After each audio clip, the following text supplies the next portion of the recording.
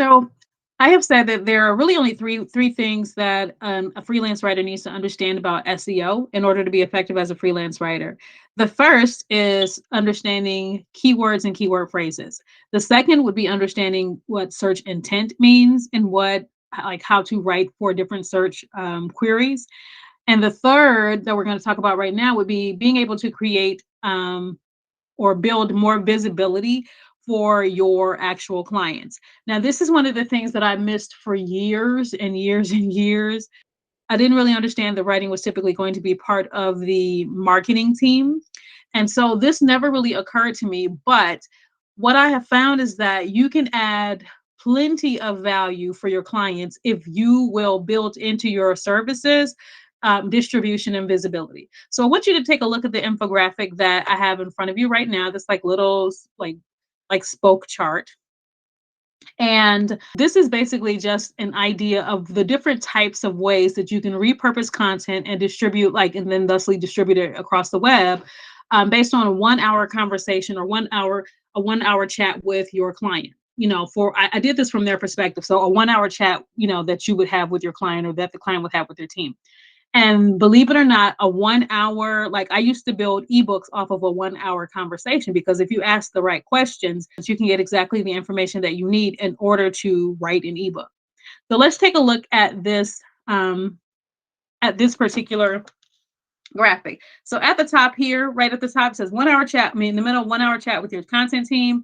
The spoke at the top says lead magnet plus a 10-part educational email flow, right? So we're already talking about turning a conversation into a lead magnet, which is usually like a downloadable book or report or a chart or something like that, people who visit your client's website would be able to download, and in exchange for the download, they will give their email addresses. That's what a lead magnet is, right? The magnet part, it draws leads into your funnel just by offering something of value.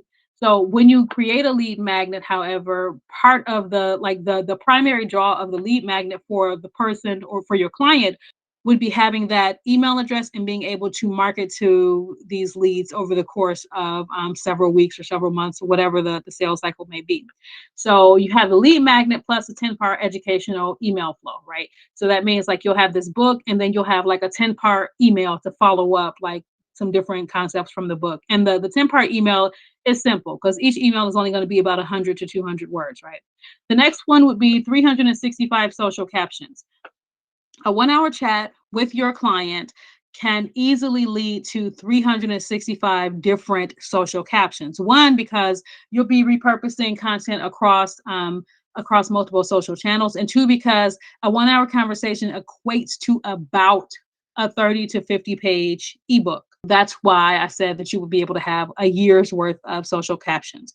The next one is a LinkedIn newsletter. The LinkedIn newsletter series is basically taking bits and pieces from the actual book that you create, or from the actual from the book that you create, or from the actual conversation, and being able to turn those into a LinkedIn newsletter of that's basically expertise or authority on a certain topic. So that may end up being like the LinkedIn newsletters. I think the sweet spot for them is somewhere between 600 and 800 words. So those are going to be longer than the email, like the educational email follow-up, but it'll be shorter than like a regular blog post. Okay. So the next one is 1 year of content for weekly email series. Emails typically tend to be shorter than like the LinkedIn newsletter. So yeah, the educational follow-up, you may do 150 words. Each weekly email for your email series, maybe let's say 300 words, and that's 365. I'm not 365. That's 52 weeks of content, right? An ebook to sell, right? Because you could do the lead magnet and just kind of give the basic overview, maybe like a 10-page ebook or a template or something like that you would use as the lead magnet, and then turn this entire conversation into an actual ebook that would be able to sell. Now, that's like a pretty cool idea. The next one is 50 community conversation starters, right? So for a lot of a lot of experts or a lot of clients, if they're having a 1 hour chat with you about content, they probably want all of these different things that that you will be offering. And one of the things that they may be doing is trying to build their online community so that they can monetize that audience. So as someone who creates the content for your client, you could easily hop into their community and just drop in like once a week some conversation starters, right? Just like, hey, like this is the thought for this week.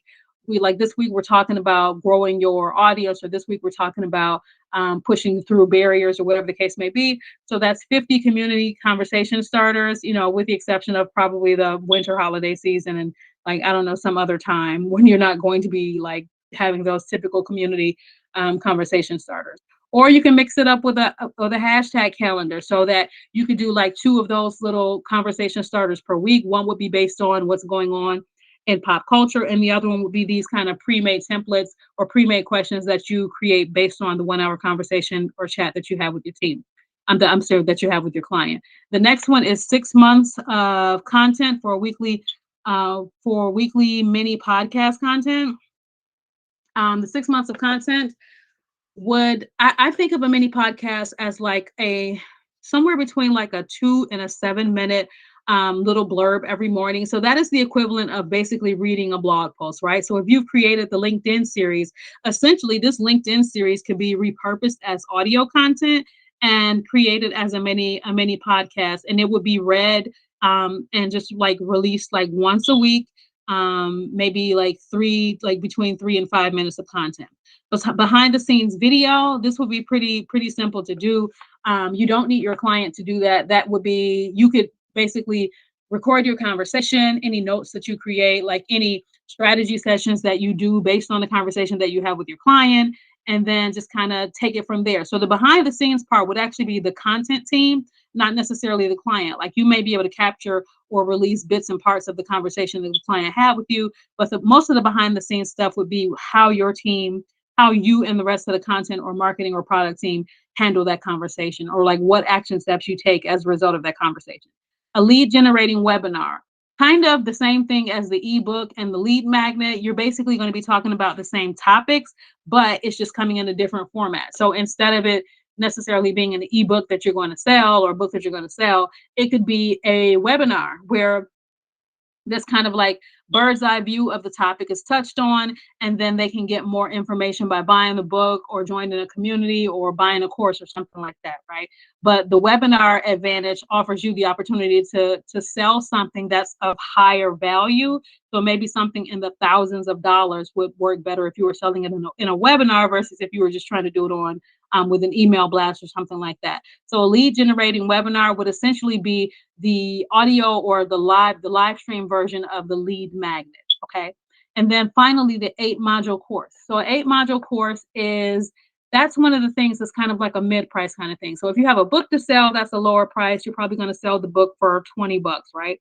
And then if you have a course, you can probably sell the course for a couple of $100. And it will be based on the conversation that you and your client had. And then if you do something like a community or one-on-one training or whatever, or one-on-one consulting or whatever, that you are setting up this program for your client so that they can bring in more money, then that would be a high ticket item. But the 8 module course, yes, you can easily create an 8 module course out of a 1 hour conversation with your client. You just have to know what questions to ask. So these are some ways that you can actually take something as simple as a weekly or a monthly touch base with your client, where you talk about, you guys talk about your goals, what things you did last month, what things worked and what things need to be tweaked, that kind of thing, and just turn them into all of these different types of pieces of content.